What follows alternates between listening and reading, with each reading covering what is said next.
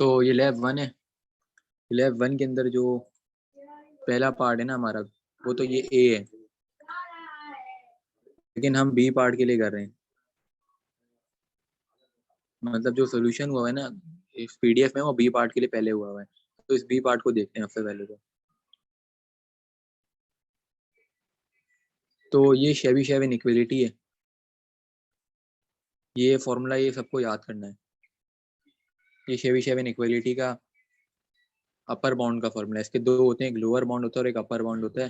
तो upper bound के अंदर ये वाला साइन होता है इक्वलिटी का, और लोअर बाउंड के अंदर ये साइन चेंज हो जाते हैं। मतलब इस जगह पे ये वाला साइन आ जाता है और इस जगह पे ये वाला आ जाता है, और इधर 1 माइनस के करके आ जाता है, और ये चीज़ ऐसी रहती है। तो वो लोअर बाउंड के लिए होता है। तो दो इसके फॉर्मूले होते हैं शेबीशेव इनइक्वालिटी के। अब यहाँ पे हम जो कर रहे हैं वो अपर बाउंड का यूज कर रहे हैं।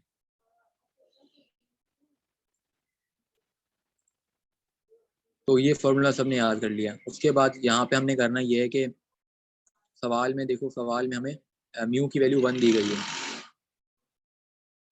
जिसकी वजह से हमें करना ये है कि यहाँ पे यही जो म्यू है ना, इसको 1 बताने के सवाल में था, दोबारा वहीं से देख के बताना है।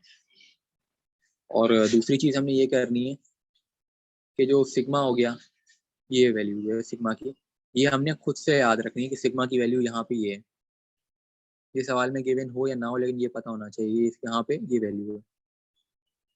ये दो वैल्यूज हमें पता है, ये वाली और ये वाली। इससे हम ये खुद बना सकते हैं, ये भी बना सकते हैं, ये भी बना सकते हैं। अब ये कैसे आया ये मैं बताता हूँ।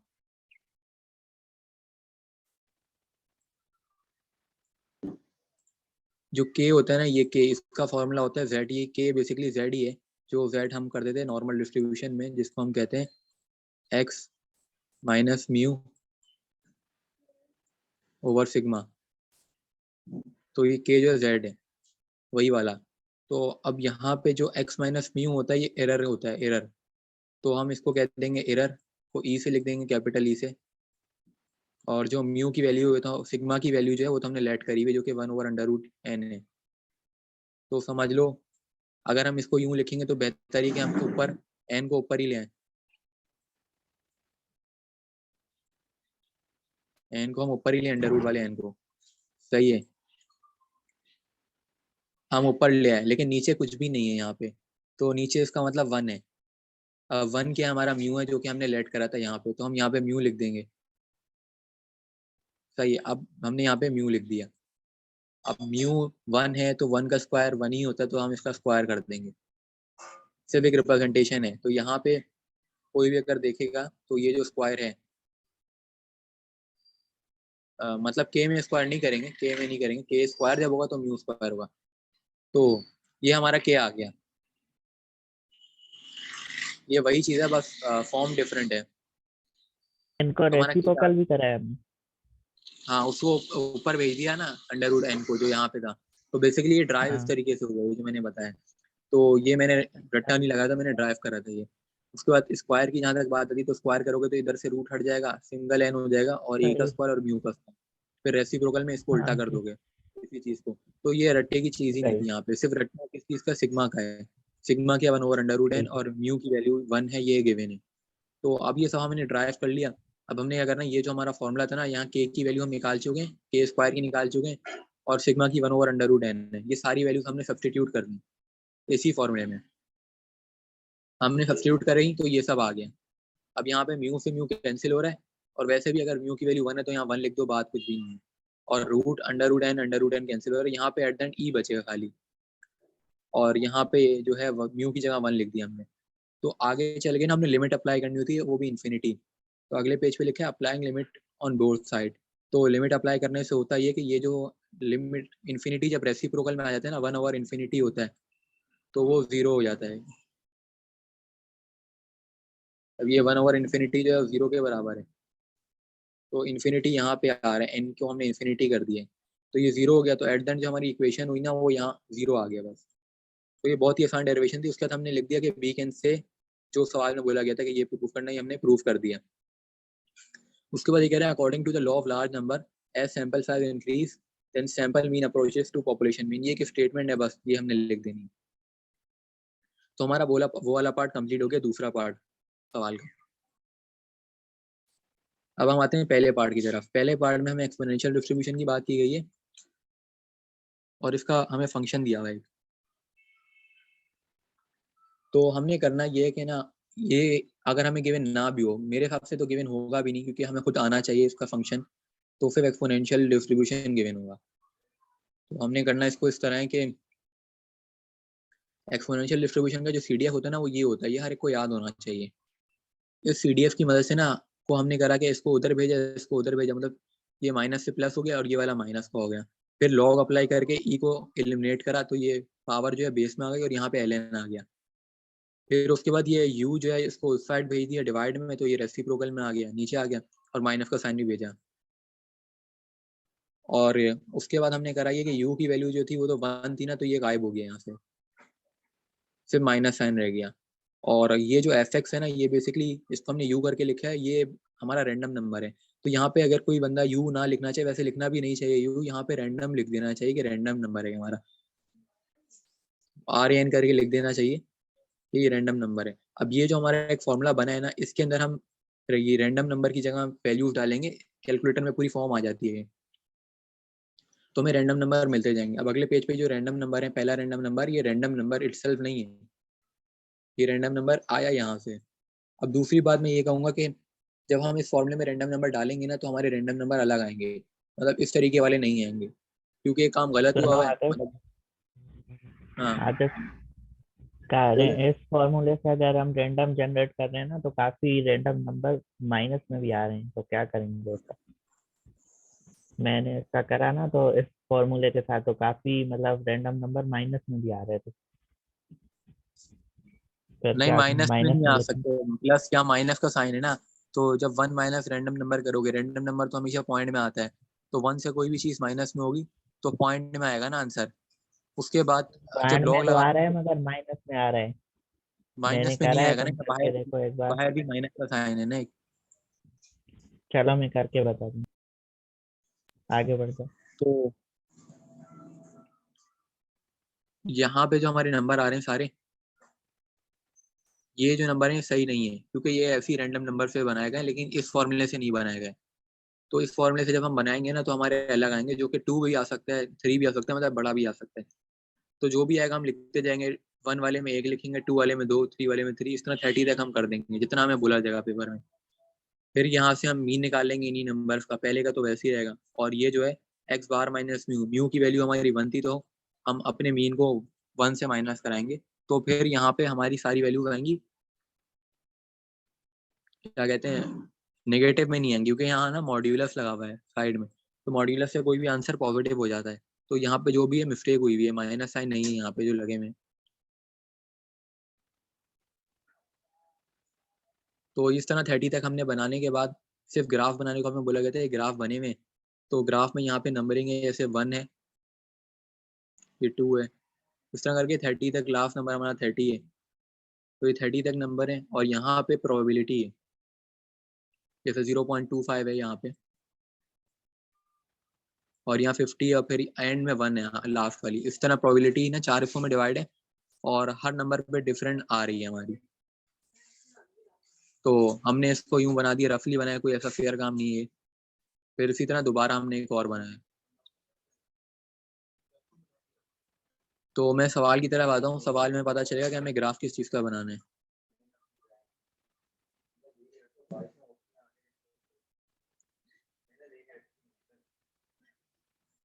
तो हमें प्लॉट एक करना है एक्स बार और एन के लिए एक करना है, और एक करना है एक्स एक्स बार एन, मतलब जो हमने एक और कॉलम बनाया था इसके और एन के लिए। ये भी हमें सवाल में गिवन हुआ कि प्लॉट किसके अगेंस्ट करना है, तो हम प्लॉट कर लेंगे।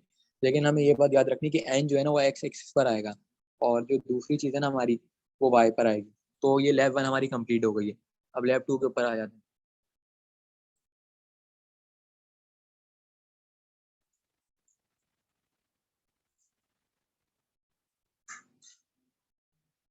तो ये लैब 2 है। लैब 2 का जो पहला सवाल है, यहाँ पे हमें एक फंक्शन दिया था, वो फंक्शन है 1 माइनस 1/x। तो ये fx का फंक्शन है।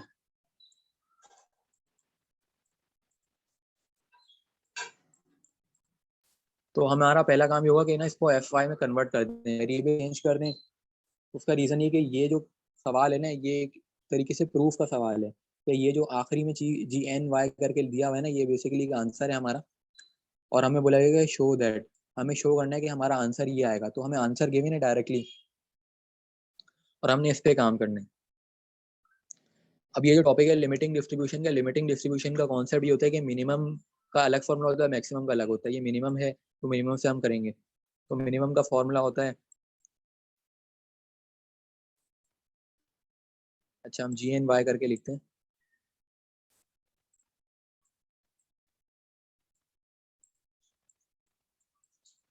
तो मिनिमम में हम 1 लिखते हैं, फिर माइनस, फिर 1 एक और आता है, फिर दोबारा, फिर हमारा आता है एफ वाई, और इधर वोल पे पावर एन आ जाती है। तो ये हमारा मिनिमम का फॉर्मूला होता है। और अगर हम मैक्सिमम की बात करें तो मैक्सिमम के अंदर हमारा सिर्फ एफ वाई की पावर एन हो जाती है। तो सिर्फ एफ आएगा, मतलब ये माइनस वाली कहानी नहीं होगी। तो सिंपल होता ही है। बाकी सोल्यूशन के ऊपर आते हैं।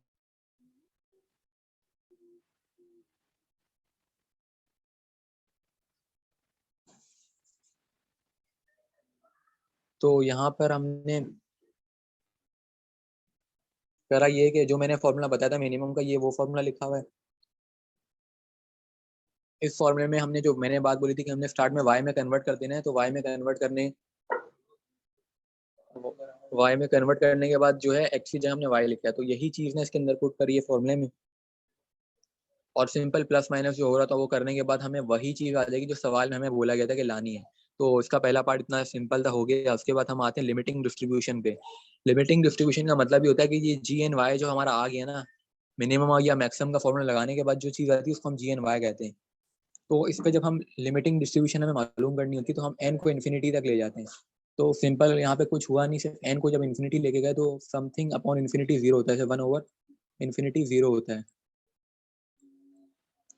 तो ये जीरो होता है, तो जिसकी वजह से ये वाली पूरी टर्म जो है हमारी जीरो हो गई। तो 1 माइनस जीरो करके तो एट द एंड हमारा 1 आंसर आ गया पार्ट बी में, यहाँ पे 1 आ गया। इसके बाद एग्जैक्ट डिस्ट्रीब्यूशन का बोला जाएगा। एग्जैक्ट डिस्ट्रीब्यूशन में ये जो जी एन वाई हमारा था, ये हमारा जो आंसर है, तो ये गिवन भी था सवाल में, मतलब प्रूफ करने के लिए कि हमें ये आंसर लाना है जो पार्ट ए में हमारा आया था। तो इसके अंदर हमने खुद से वैल्यूज लेनी है, एन की 5, 10, 15 और वाई की खुद से वैल्यूज लेनी है। और ये सारी वैल्यूज उसी फॉर्मूले में पुट करते जानी है। जिसके बाद ना हमें ये पूरा टेबल बन जाएगा और फिर इस टेबल का ग्राफ बना लेना है। और ये इस तरीके से ग्राफ बनेगा। अब यहाँ पे ये बात याद रखनी कि 1.1 वाली जो वैल्यूज हैं वाई की वो यहाँ आएंगी एक्स पे, और इधर साइड में आतिफ प्रोबेबिलिटी आएगी जो मैक्सिमम 1 तक जा रही है। आतिफ हाँ बोलो। वाई की वैल्यूज कैसे ली है हमने? खुद से लिए हैं सारी वैल्यूज हमने। मतलब कोई भी ले सकते हैं ना, इशू तो नहीं है? हाँ कोई भी ले सकते हैं, लेकिन तुम ये देखो वो सीक्वेंस एक होना चाहिए। अब जैसे 1 है तो 1.1, तो अब यहाँ पर तुम 1 की जगह, मतलब ये डिफरेंस जो है ना इन लोगों का, जैसे इनके दरमियान का जो डिफरेंस है वो सेम होना चाहिए। ठीक है।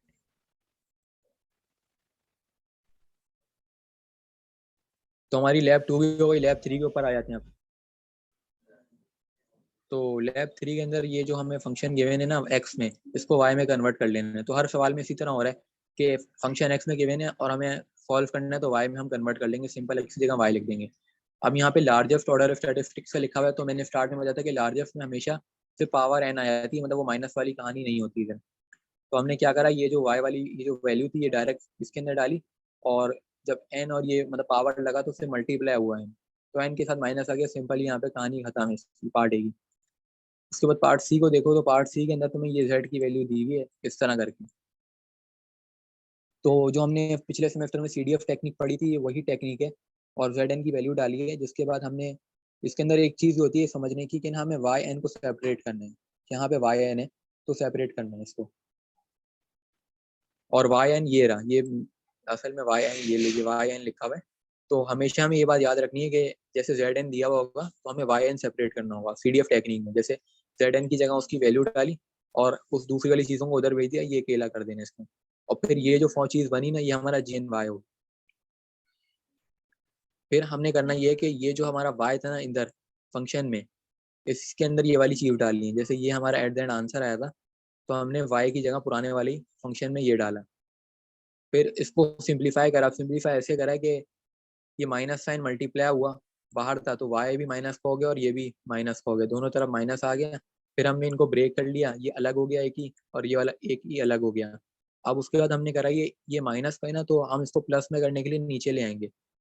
तो जब ये नीचे आ जाएगा ना, तो ये हो जाएगा प्लस, लेकिन ई और एल एन आपस में कैंसिल हो जाता है, जिसकी वजह से ये एन नीचे आया हुआ। अब ये जो स्टेप है ये ऐसे ही इसको हटा देना चाहिए, गलत है। यहाँ ये वाला स्टेप के बाद डायरेक्ट ना ये स्टेप बनता है, तो एल एन और ई आपस में कैंसिल हो जाते हैं, लेकिन हमें इसको नीचे लेके जाना पड़ेगा क्योंकि यहाँ माइनस आए पावर में, जिसकी वजह से एन जो है वो नीचे आएगा। तो यहाँ पे ये वाली भी हमारा हो गया। अब हमें लिमिटिंग मालूम करना है इसका। लिमिटिंग के लिए हमने इस पे इन्फिनिटी लगाना है, लेकिन इन्फिनिटी हम यहाँ पे लगाएंगे ना तो हमारा देखो मेन पावर पे ही है एन, तो हमारा हम नहीं लगा सकते। ये बात याद रखनी है, कभी भी अगर हमारे पूरे मतलब आंसर की पावर पे आ जाए ना एन और इन्फिनिटी हम लेके जा रहे हैं, तो हम यूँ नहीं करते, तो हमें आइडेंटिटी यूज करनी पड़ती है, और आइडेंटिटी ये है। तो ये आइडेंटिटी याद रखनी है। ये आइडेंटिटी से तुम्हें एक चीज ये याद रखनी है कि जैसे वन सेपरेट है, वोल पे पावर एन है, और यहाँ पे नीचे एन है, और ये सी एक बेसिकली कांस्टेंट है। कांस्टेंट कुछ भी हो सकता है, ये ई है यहाँ पे। तो ये इस तरह की बनती है, one plus C upon N की power N equal to exponent की पावर एन सी। तो ये आइडेंटिटी तुम्हारी उस तरह बनती है। तो हमने सिंपल आइडेंटिटी का यूज करके ना ये हमने अपना आंसर निकाल लिया। यहाँ पे ये सी नहीं है, ई वाई है। तो ये आगे हमारा इस तरीके। हाँ, ये जो ई की पावर एन सी है ना, वो एन सी नहीं है, वो बी सी है, क्योंकि हमने बी की सेपरेट वैल्यू करी है। आगे देखो बी इज इक्वल टू 1।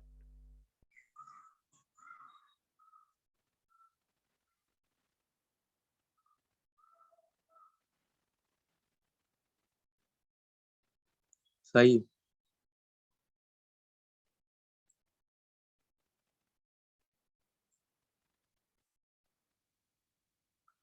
तो हमारी लैब 3 भी हो जाती है। अब हम लैब 4 के ऊपर आ जाते हैं।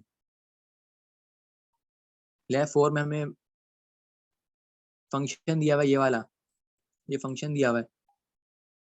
तो और मिनिमम का बोला गया है, तो मिनिमम का फॉर्मूला मैंने बताया था, ये वाला फॉर्मूला वही रिपीट हुआ इस फॉर्मूले में हमने डाला है।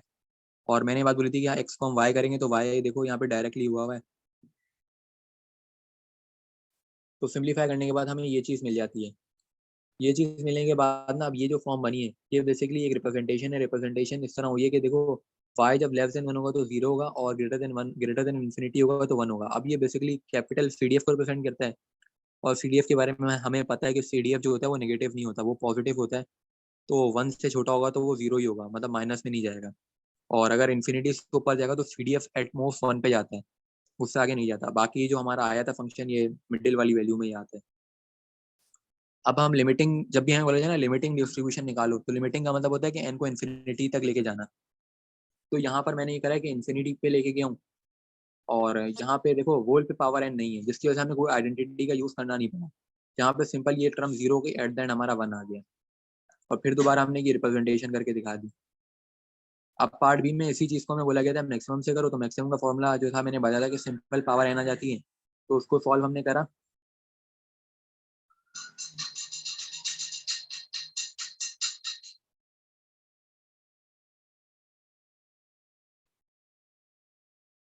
अच्छा, तो इसको हमने सॉल्व करना, तो यहाँ पे हमारा आंसर 0 आएगा, क्योंकि जब हम यहाँ 0 रखेंगे, मतलब इन्फिनिटी रखेंगे ना, तो ये नीचे वाली टर्म समथिंग अबाउट इन्फिनिटी 0 हो जाता है। तो एट देन ये पूरा 0 हो जाएगा।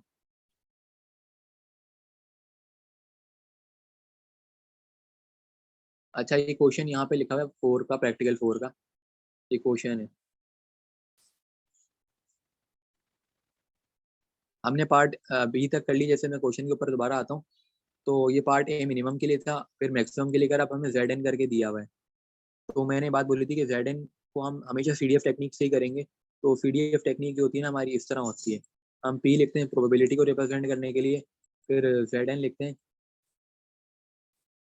और फिर उसके बाद हम ये करते हैं, ये वाला साइन लगाते हैं, फिर उसके बाद वाई लिख देते हैं इधर।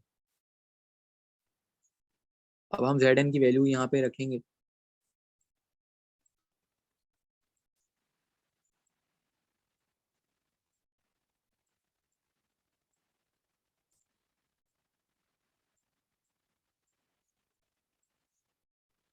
अब मैंने बात बोली थी कि हमेशा ना हम वाई एन को सेपरेट करते हैं, बाकी चीज़ों को उधर भेजते हैं। तो ये जो डिवाइड में अंडर रूट एन आ रहा है इसको उधर भेजेंगे, तो फिर एट द एंड हमारा आएगा Y multiply by under root N. तो मैं आगे आ जाता हूँ। तो देखो यहाँ पे हमने वाई की जगह directly Y under root N लिखा हुआ है, तो यहाँ पे करके भी दिखाया हुआ है, ये इस तरीके से हुआ है। तो मैक्सिमम तो है, लेकिन जब मैक्सिमम में हमने वाई वाला फंक्शन रखा तो उसके अंदर हमने वाई की वैल्यू रिप्लेस करी, क्योंकि जेड एन करके हमें दिया हुआ था। तो रिप्लेस करने के बाद हमारी ये फॉर्म बन गई, और इसको हमने उसी तरह रिप्रेजेंट करा जिस तरह मैंने पहले बताया था कि 0 होता है, फिर मिडिल में हमारा फंक्शन आता है, फिर एंड में 1 आता है। फिर लिमिटिंग के लिए हमने लिमिट अप्लाई करनी है। तो अब यहाँ पे भी ना वोल में पावर एन आ गई, जब भी वोल में पावर एन आती है तो प्रॉपर्टी लगती है, हम 0 नहीं ले सकते, तो यहाँ पे प्रॉपर्टी लगी है। तो प्रॉपर्टी के नतीजे में डायरेक्ट ना ये हमारा आंसर है, ये आंसर तुम लोगों ने याद रख लेना। फिर क्वेश्चन 2 है लैब 4 का। तो यहाँ पे ये एक्सपोनेंशियल का फंक्शन दिया हुआ है, लेकिन ये एक्सपोनेंशियल का सिंपल वाला फंक्शन नहीं है, शिफ्टेड एक्सपोनेंशियल है, थोड़ी मतलब चेंजिंग इसमें। तो इसके फंक्शन से तुमने CDF निकालना है, तो वो इंटीग्रल से होता है। अपर लिमिट हमारी उधर x होती थी, इधर y होगी, कि हम y वेरिएबल से डील कर रहे हैं। तो CDF वो इंटीग्रेट करने में होता क्या है, ये जो पावर होती है इसका डेरिवेटिव लेते हैं, तो x का डेरिवेटिव 1 हुआ, इसका डेरिवेटिव 0 हुआ, तो 1 माइनस 0 ये बेस में आता है, और ये लिमिट वैसी। तो उसको जब हमने सिंप्लीफाई करा तो हमें ये फंक्शन मिल गया। फंक्शन मिलने के बाद हमें लिमिटिंग डिस्ट्रीब्यूशन जेड एन के लिए निकालनी थी, तो मिनिमम के लिए करना था, तो मिनिमम। हाँ बोलो। यार आतिफ, एक चीज ये बताओ कि जब लिमिट अप्लाई की हमने, अपर लिमिट लगाई हमने, हमारा फंक्शन बना e की power minus Y minus theta, और जब लोअर लिमिट हमने अप्लाई की तो e की पावर थीटा माइनस थीटा हो गई। वो 0 है, थीटा माइनस 0 हो गई ना, ये 0 है, लोअर लिमिट में 0 होता है। ये जीरो से कर रहे थे तो हमने ना सवाल किए ये कल, तो जीरो से कर रहे थे, जीरो से हो नहीं रहा था ये। नहीं नहीं, 0 से हो रहा है ना, देखो थीटा माइनस 0 हुआ ना, तो थीटा बचा ना एंड में, इधर थीटा आ रहा है। अच्छा सही है। लोअर लिमिट 0 होती है। अच्छा, इसकी लोअर लिमिट जीरो से वाई होगी। 0 से y। सही है।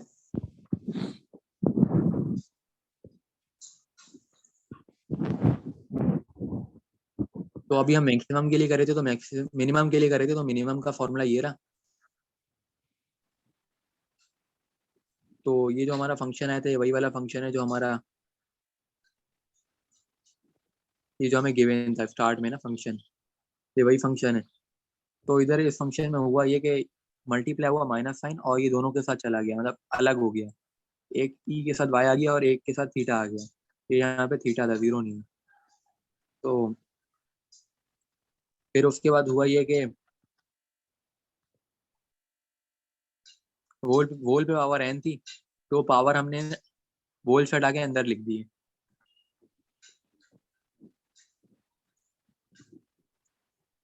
तो ये ई के साथ पावर आ गई, और बेसिकली ई कॉमन आ गया, क्योंकि ई दोनों के साथ था ना हमारा, तो ये अलग आ गया।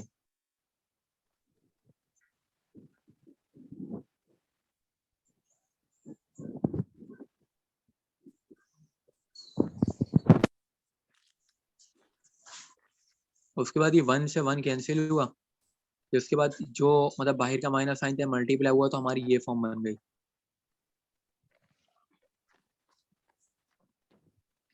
फिर हमने बोल दिया कि this is exact distribution of Y N using CDF।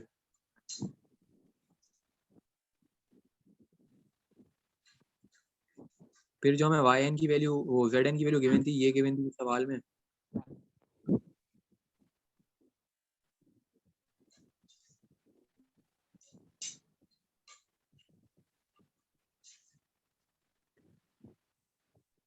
तो जो हमें वैल्यू गिवन थी, हमने CDF टेक्निक की मदद से ना, मैंने बात बोली थी कि हमें वाई एन को सेपरेट करना होता है, तो ये हमने वाई को सेपरेट करा, और फिर ये जो वैल्यू हमारी आई तो हमने उसी फंक्शन में पुट करी है।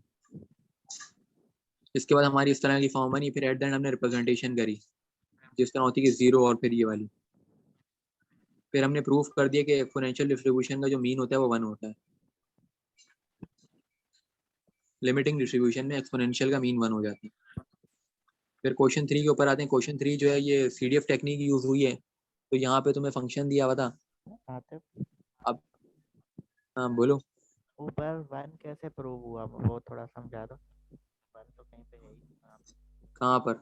ये 1 कैसे प्रूव करा है, ये कहाँ है 1 वो? ये देखो एक्सपोनेंशियल डिस्ट्रीब्यूशन का ये जो तुम्हारा बन रहा है ना CDF, हम्म, तो वो CDF बेसिकली हमारा होता है एक्सपोनेंशियल का 1 माइनस C की power minus x over theta. सही है। अब जो चीज अच्छा मौजूद नहीं है तो हम उसको 1 कहेंगे ना। अब यहाँ पे थीटा तुम्हें नजर ही नहीं आ रहा कहीं। ठीक है। अब जो चीज नहीं है तो हम बोलेंगे कि CDF तो एक्सपोनेंशियल का ही है ना, ये भी, ये जो हमने एंड में लिखा है। तो यहाँ पे जब हमें नहीं नजर आ रही जो चीज तो हम उसको 1 कह देते हैं। ठीक है। अब यहाँ पे CDF टेक्निक लगी है। तो CDF टेक्निक में होता क्या है, Zn की वैल्यू गिवन होती है जिसके लिए हम लगा रहे हैं वो Zn है, और यहाँ पे हम इस तरह की इनइक्वलिटी लेते हैं और y लेते हैं, ये सब्स्टिट्यूट करते हैं, फिर सिंप्लीफाई करते हैं।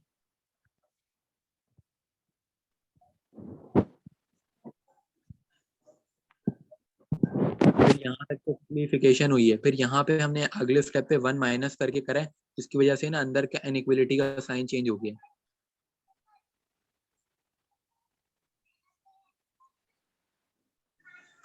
फिर उसके बाद हमने आगे, मतलब ये फॉर्म हमारी बनी है सिंप्लीफाई करने के बाद।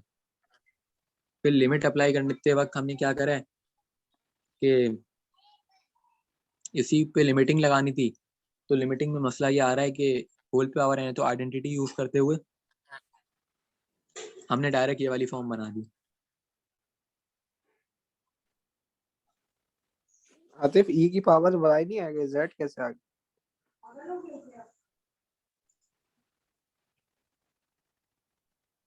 एक मिनट में सवाल देख लेना। वाई आएगा, रेड नहीं आएगा, वो मिस्टेक है, वो पीडीएफ में भी मिस्टेक थी।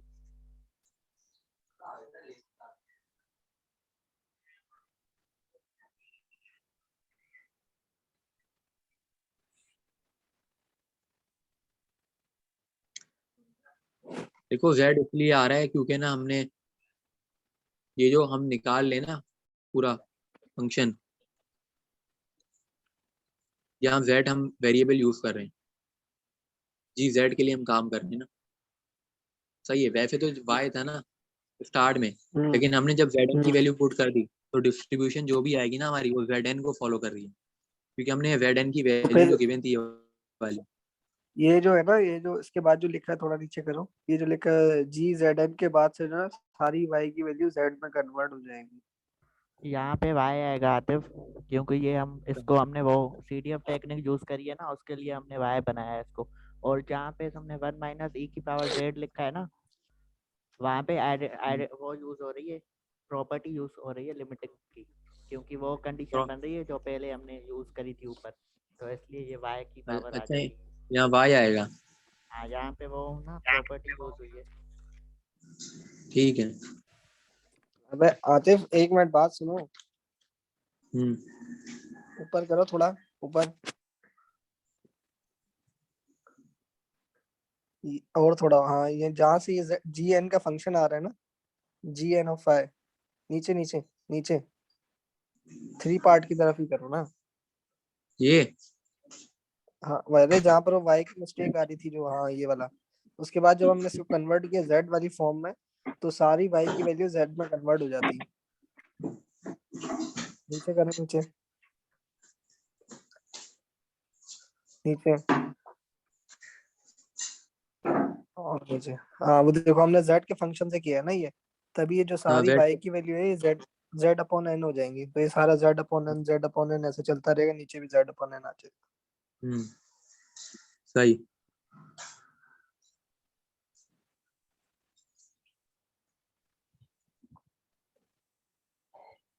क्योंकि जब सही हम समझ। जी एन को अगर वाई के फंक्शन से करते हैं तो मतलब सब में वाई आएगा, अगर जेड वाई से करेंगे तो सब में जेड आएगा। ऊपर ऊपर तुमने लिखा हुआ है कुछ, 1 माइनस जेड बाई एन को इक्वल करा है तुमने वाई अपॉन एन से, तो वाई के फंक्शन पे हम अप्लाई कर रहे हैं भाई, कोई इतना मुश्किल काम नहीं है ये। हाँ y के लिए करेंगे, यहाँ मिस्टेक होगी। सही है, समझ गया मैं। यहाँ पे भी फिर y होगा और यहाँ पे भी।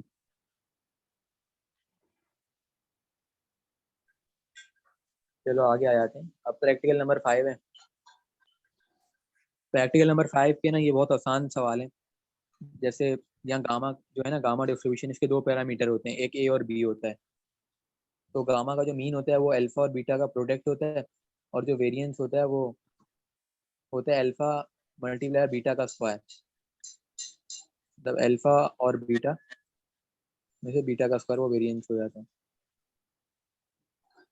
तो हम भी इसके सोल्यूशन पे आते हैं। अच्छा, थोड़ी राइटिंग थोड़ी खराब है, मैं एक दूसरी पीडीएफ शेयर करता हूँ जिसमें साफ काम होगा।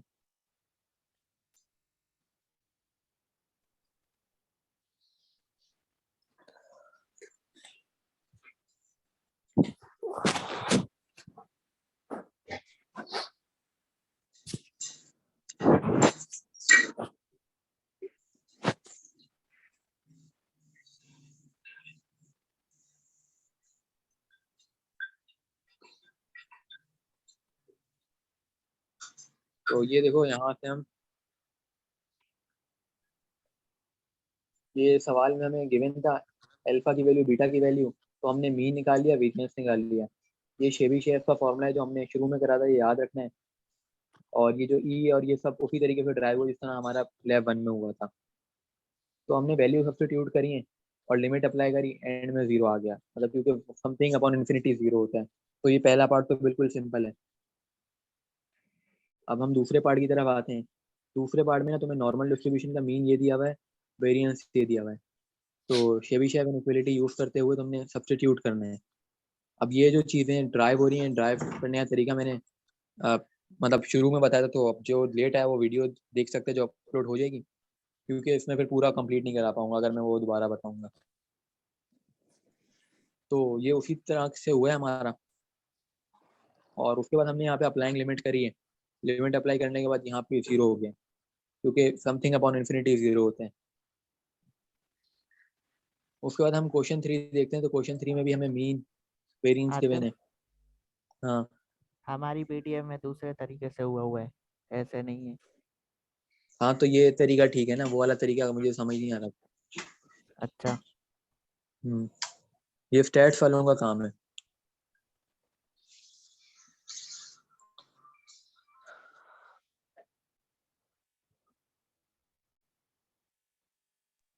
तो हम आगे आते हैं। अब यहाँ पे जो पार्ट हमारा 3 है, इसके अंदर ये एमजीएफ हमें याद रखना चाहिए। नॉर्मल डिस्ट्रीब्यूशन का एमजीएफ है ये। इधर मीन की वैल्यू पुट करी और वेरिएंस की वैल्यू गिवन थी, दोनों बेसिकली गिवन था। दोनों सब्स्टिट्यूट करा हमने इस फॉर्मूले में। उसके बाद हमने लिमिट अप्लाई करी।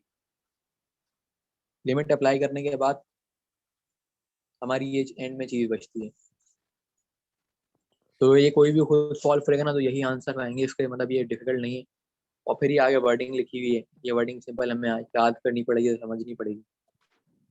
या बेसिकली सवाल की वर्डिंग है, मतलब उसको एक्सप्लेन किया गया कि हम लेकर आए। तो पार्ट 4 में अगर तुम देखो तो पार्ट 4 बेसिकली एक डेरिवेशन की तरह है।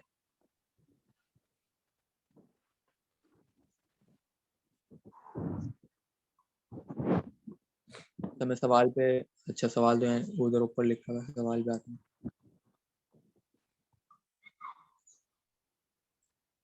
तो पार्ट 4 में ना नेगेटिव बायनोमियल यूज हो रही है, तो नेगेटिव बायनोमियल का ना एमजीएफ याद करना पड़ेगा।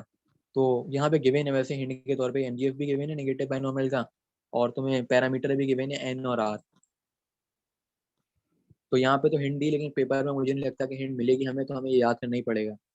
अब यहाँ पे लिखा हुआ है कि मैक्लेरन मैक्लेरन इनफाइनाइट सीरीज, जिस तरह हमने टेलर सीरीज पढ़ी थी मतलब न्यूमेरिकल एनालिटिक्स में एनए में, तो उसी तरह मैक्लेरन सीरीज भी एनए में थी, लेकिन हमें पढ़ाई नहीं गई थी ना। तो यहाँ पे मैक्लेरन सीरीज यूज हुई है, तो इसके लिए हमें यूट्यूब पे अलग से वीडियोस देखनी पड़ेंगी कि मैक्लेरन को कैसे एक्सपेंड करते हैं, या तो फिर हमें रट्टा मारना पड़ेगा उस पूरी डेरिवेशन का। हमारे पास दो ऑप्शन है।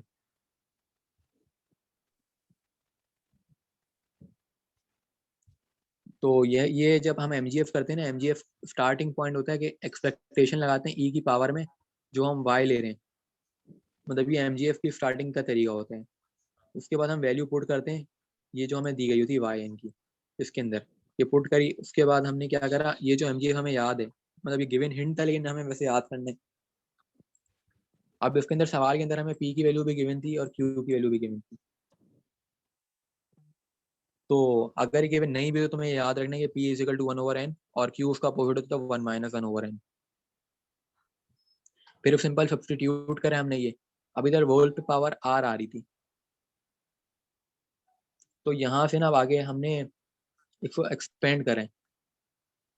अब ये एक बेसिकली पूरी तरह से डेरिवेशन है, मैक्लेरन सीरीज होती है कि अगर इस तरह का ई की पावर में कुछ आया तो उसको इस तरीके से एक्सपेंड करते हैं। तो अब तुम देखो ई की पावर जो थी ये आ रही थी, इधर भी आर आ रहा है, तो इस तरह पावर आ रही है तो ये एक्सपेंड हुआ है, या तो इसका तुम प्रैक्टिस करके रट्टा लगा लो।